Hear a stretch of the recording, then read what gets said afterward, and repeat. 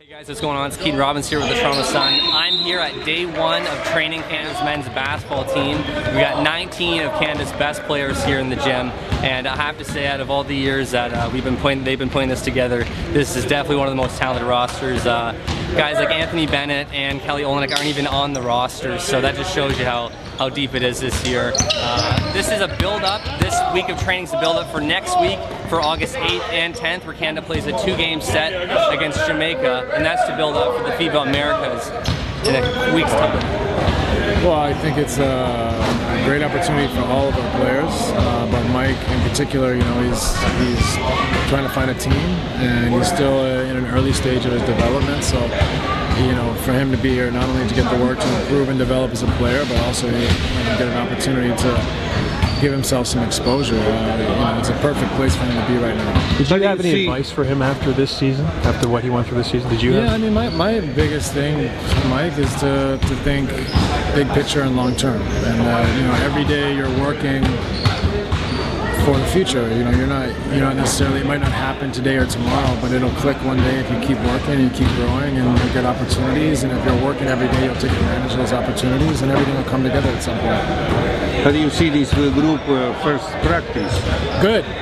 Guys are incredibly committed and working hard and listening and are being coached. And you know, for me, it's a thrill to see all these guys out here on the floor wearing the Canada shirt and playing together and building a team.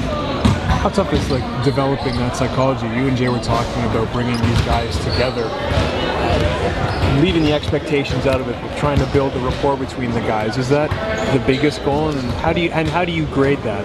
Well, there's a lot of goals, but you know, the chemistry and the unselfishness and putting the team first is always a key ingredient of any team success. And it's just got to be that way, or we won't succeed and we won't reach our potential. So far, I think the guys have all realized that. While we got a lot of successful players in the gym, you know, it's just frankly not cool to put yourself above the team. I think our guys get that, and we have good guys in here. They're not just good players; they're good people, and they know what it takes to be a good teammate, and they know what's right and what's wrong. It's such a luxury to be able to have, you know, somebody like Tristan, who's obviously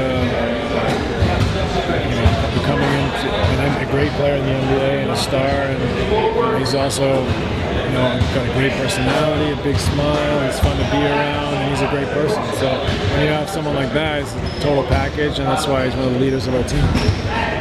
I mean, Corey's an amazing example of hard work. You know, he came into the league at a very young age. He really wasn't ready, and he wasn't an NBA player yet. He worked his butt off, and he improved in his first year immensely. He kept working, and he's in part of a great program in San Antonio. And he made another big leap to where he's, you know, playing. And by the end of his second season as a young player still in this league. So, you know, if he continues to put the effort in like that, he's going to have a long career. And for me, it's always a great source of pride to see somebody, you know, earn something with their hard work, and Corey's a great example. Two of Canada's biggest, most promising big men aren't on the roster right now, and that's Kelly Olynyk and Anthony Bennett. And Olynyk spoke about how it's a little difficult to watch things from the sidelines.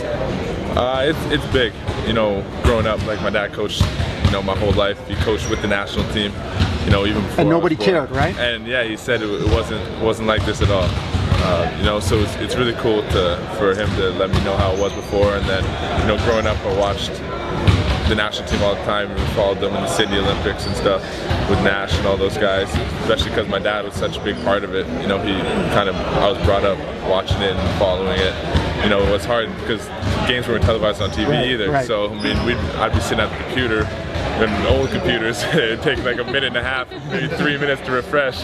So the score would go from 23-24 to 32-31. And I was like, oh my gosh, what happened? But no, it's real big, and it's real nice to see, and it's cool to see this buzz and how much people want to be a part of it. How old are you then? You know, just keep working, stay excited about the game, and, you know, love the game.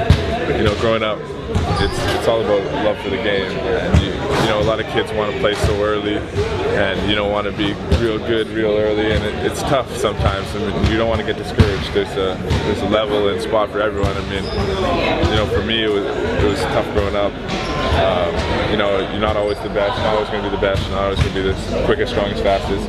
But I mean, if you stick with it and really work hard, then good things will happen down the road.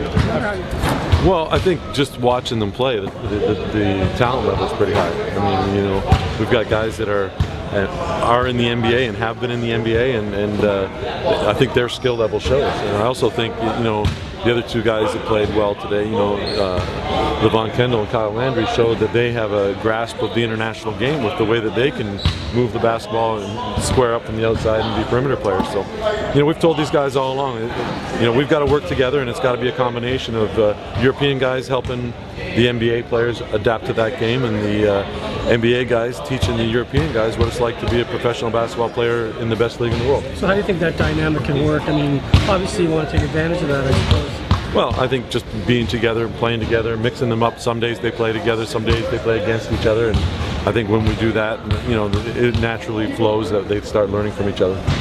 Pool of players, and we're going to try to keep the pool of players together. And we told them the first night, some guys may go on the first trip and some guys may not, and we'll see what happens as we move forward. But our pool is very, very strong. We like all the players that we have in the pool, and we're not going to forget about guys if we cut them. We're going to try to find ways to keep developing them. So, but it is going to be tough, and you know, we joke that we're going to eventually have to cut a guy off an NBA roster off our national team, and I think that's a great thing for our country. Reporting from day one of Team Canada's basketball training camp, I'm Keaton Robbins reporting for the Toronto Sun.